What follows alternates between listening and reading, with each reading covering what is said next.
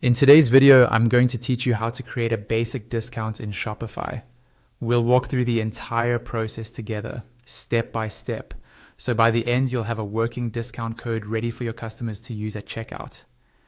Start by opening your Shopify dashboard and logging into your store. Once you're on the main admin homepage, look at the menu on the left-hand side. Find and click on Discounts. This is where all of your discount codes and automatic discounts are managed.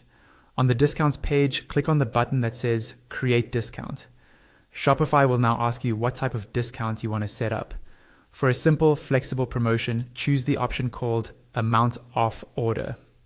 This lets you take a percentage off the entire order total, which is perfect for general sales like 10% off everything. Next, you'll see a field labeled Discount Code.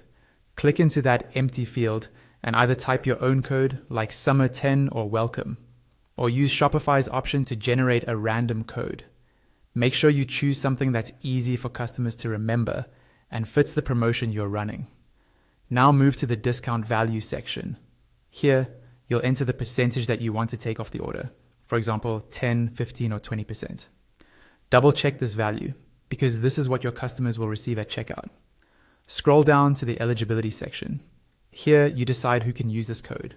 You can make it available to everyone, limited to specific customer segments, or restricted to certain groups like loyal customers. Choose the option that matches your marketing goal. Below that, you'll find the minimum purchase requirements section. Decide whether customers must meet a minimum order amount or quantity before they can apply the discount. This is useful if you want to encourage larger orders. Next is the maximum discount users area. Tick the option to limit the discount to one use per customer if you don't want people reusing the same code multiple times. This helps control your margins and keeps the promotion fair. In the combinations section, decide whether this discount can be combined with other product, order, or shipping discounts. If you're worried about stacking too many deals, leave combinations limited.